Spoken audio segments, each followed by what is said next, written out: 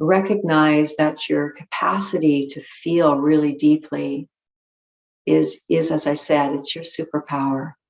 And the fact that you are feeling deeply means that that's just the way that you're wired, and you've come in that way, and because it's going to be necessary for the way that you're going to serve in the world.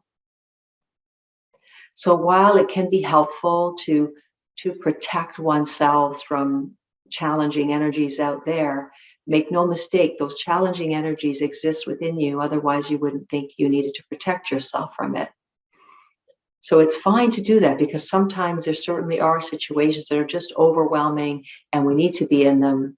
And so do whatever you can to kind of stay as close to your center as possible.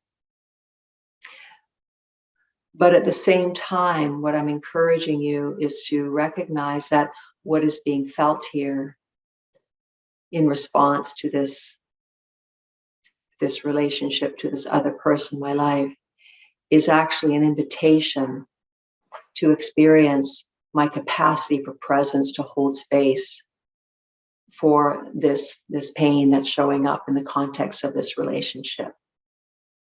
We're constantly bumping into the edges of our capacity to hold pain, especially if we're in helping professions.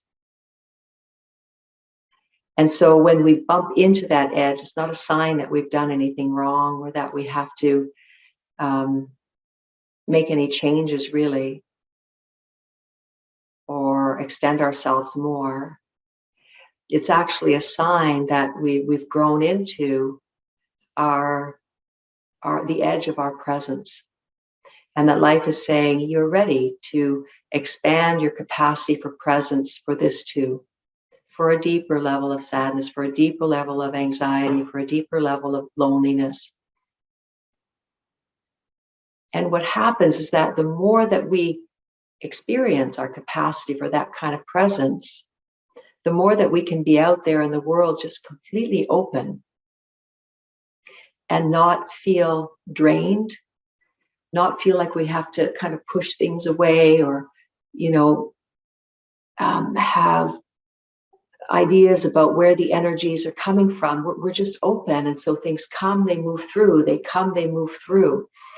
And when we are in the presence of someone that is that open emotionally and energetically, it is there's a transmission that comes from that gives other people deeper access to their own sense of presence. When I sit with someone who is deeply present, I automatically have access to a deeper capacity for presence in myself. And that's really the essence of soul coaching, is sitting with if we're doing it formally, sitting with our clients, finding out what's challenging in their lives right now. And letting go of the concept of me and the other. I have to heal them. I have to help them. No, it's two people that have come together for whichever reasons. I'm posing as the soul coach. You're posing as the person that needs help. But actually, we're both learning and growing here. So it's two people that open up to what arises in this shared field. And I will model it because I've had maybe a little bit more training, or I'm interested in this. And then we get to experience a larger capacity for presence. The other person gets to experience that too. And this larger capacity for presence, then they can take with them out of the session. And now when they do encounter those feelings, they have the experience of tapping into this great holding that we all have access to. And if I can model a holding for sadness, for depression, for loneliness, if I can model that through my own being,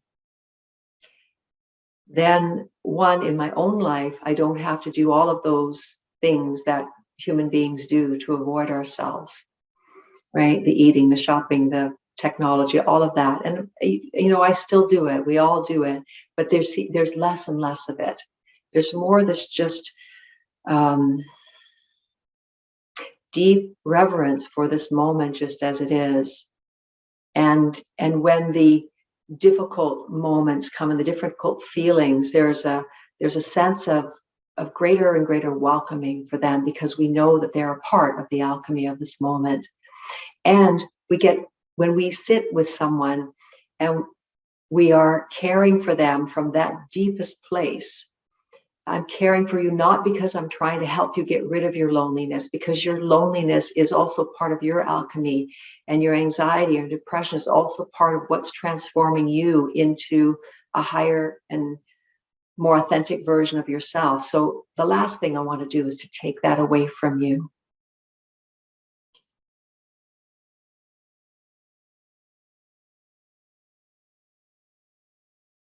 I think you all know where I'm coming from here. We've all, had moments where we're struggling, and maybe we do want someone to take care of us, but the most caring thing that they can do, at least from what I've experienced, is meeting me just as I am. That feels to me like the deepest holding that feels good for me. It's not that I don't also appreciate them bringing me soup or giving me a massage. That's all lovely. But if these movements, these actual expressions are coming from a place of caring for the whole being over here and over there, then it feels to me that what happens is that, one, it feels invigorating for us. That the giving doesn't drain us, doesn't exhaust us, because we're not trying to manipulate reality, right? It takes a lot of energy to manipulate reality.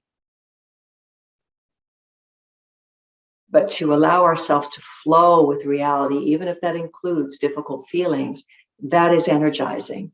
That leaves us feeling full at the end of a day.